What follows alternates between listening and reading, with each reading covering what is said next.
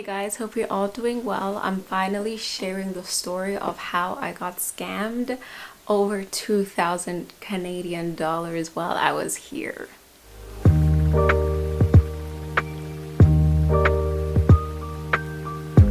So earlier in February, I actually went out to eat pizza with my family. We decided that instead of, eating at the house all the time because we were constantly eating at home, we wanted to just try something else, go out, have fun, just enjoy eating out. So we decided to go to a local pizza place in the capital city of Eswatini, in one of like the main pizza places.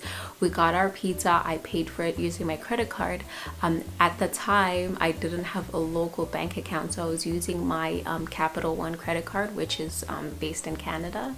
So I paid for the pizza. We had a good time. After that, I went home, and I think a week went past and I didn't buy anything. I didn't spend any money. And then one day we decided to go grocery shopping. So we're going grocery shopping. We're packing things in the grocery cart. We were living large, buying snacks, buying needs, buying essential stuff. And we get to the till, and I'm like, oh, I'll pay, and the moment I tap my card, it's like declined. I'm like, okay, maybe I need to insert, but my code declined. I'm like, maybe I need to swipe, but my code declined. We're like, okay, maybe if we remove like the expensive items, maybe my credit card has a limit in terms of like expenses, so remove all the expensive items. Declined. And now there's kind of like people start staring. Luckily it wasn't that busy in the grocery store at that time, so the cashier is like, why don't you go try cash the money outside, and then you can come back and pay with cash, because the shopping area had like 4 or 5 different bank ATMs at that place. So I'm like, okay. So I go outside, I try this ATM, this bank's ATM, nothing. I tried this bank's ATM, nothing, and it says declined. I pull out my phone, and the moment I pull out my phone, I get a notification that everything on my credit card was wiped out, like it was spent, and it said it was spent in Manzini Cash Center. And I had not gone to Manzini at that time, which is a different city in Eswatini, and I hadn't, like, since I came back, I hadn't been in Manzini since like 2019.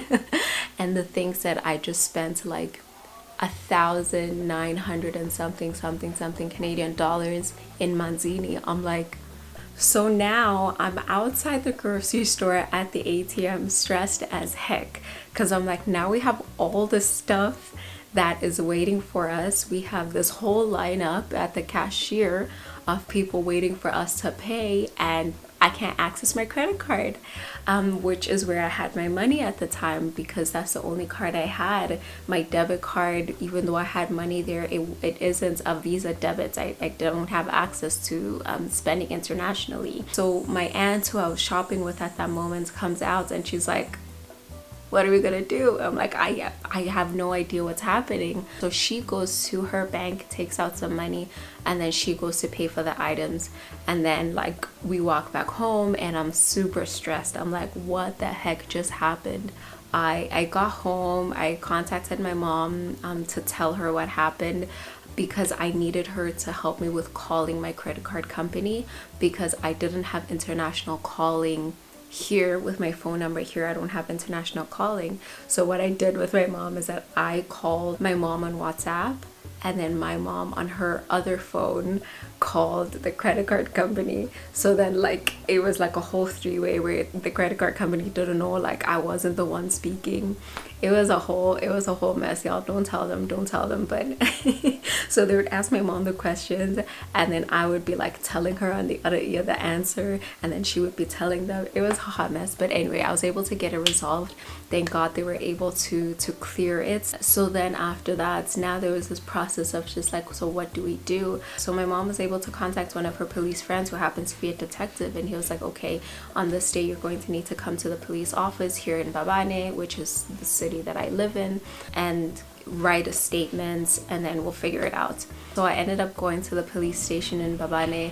and writing the reports, filling it out, talking to a police officer, explaining to them what happened in the incident. It was a bit challenging because the police officer, I mean, he understood English, but he preferred Eswatini, and I wasn't very comfortable in Eswatini, so I tried explaining things in Eswatini, and it was just really, it was really awkward. But he was able to write it out, even with our slight language barrier. I mean, I can't speak Eswatini. It's just in terms of explaining things, right? It's easier for me to explain things in English because that's just been the language I've been speaking every single day for the past 9 years. So after filing the incident, they were like, okay, you're going to need to come back in a couple days, and then we'll lead you to the fraud office, and then they'll take it further.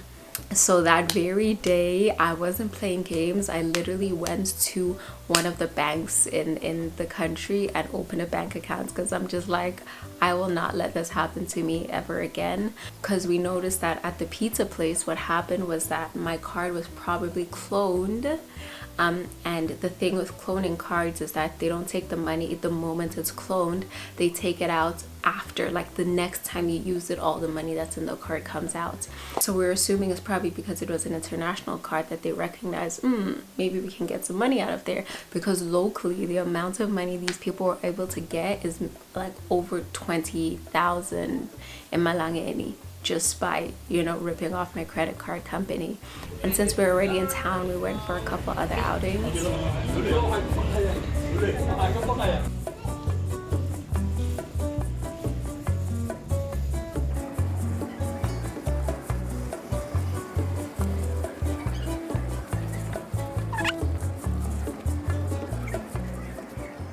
So a few days later, we went back to the police station. They led us to the fraud department, and at the fraud department they said, okay, because this thing says it happened in Manzini, you have to go to Manzini, to the police station there, because they're more likely to catch these people, because it said this crime happened in Manzini.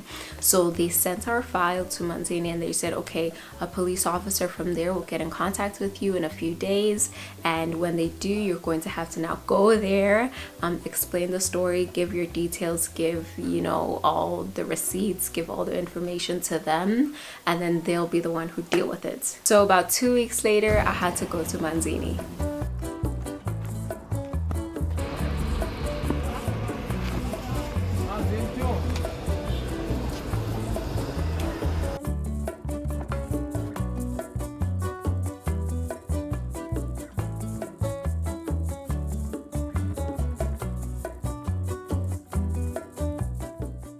So I had to explain the whole story again to them, the police at the Manzini police station, even though it had already been written, even though they read it, they wanted me to retell it. So I was in this room with maybe like 5-6 different fraud departments, police, men and women, and I had to retell the story of what happened and this, and I was there maybe for 15 minutes explaining and this, and we all came to the realization that there's absolutely nothing I could do about the situation, because I can't report it. I mean, because even though I wanted to report it, I didn't have enough information for them to actually go looking for this particular place, because the place that it said on my credit card, Manzini Cash Center, where it says the money was spent, doesn't exist. It's not an actual place. So the police there were like, I don't know what that place is, but we can't help you. This place doesn't exist. The only thing that could help you is if you get there's a particular number that you get every time you use your credit card, or any card really, every transaction. There's a particular number for the place that it's used. But unfortunately for me, when my credit card company brought back the money and canceled that whole transaction, they removed the information entirely. So that meant, because the information entirely is not there anymore, the police couldn't find the details, the specific location of where the money was withdrawn. So it was a whole wasted day, a whole wasted couple of weeks, where I realized there was nothing that could be done about it. So I'm just grateful, even though I couldn't necessarily report them, I'm just grateful that I was able to get the money back. I'm just grateful that I now have a local card. It really pushed me to get like a local bank account. And I'm really glad that at least I tried, you know, at least I tried to get into the process. So that's something I would recommend for anybody who's going to be traveling to another part of the world or going to be living elsewhere, to make efforts to get a bank account in that specific country, because it makes life so much easier. It makes you not look or easily be detected as, you know, a foreigner, and you're less likely to be mistreated because of that. So yeah, that's my experience, guys. I really hope that would never happen to any of you guys, and I hope this doesn't taint people's image of Eswatini. Like, everybody I've told has been absolutely shocked that that could happen somewhere here, just because it's not very common for Emaswati to really be involved in like credit card fraud. It's more common in other nationalities and other countries, but not necessarily here.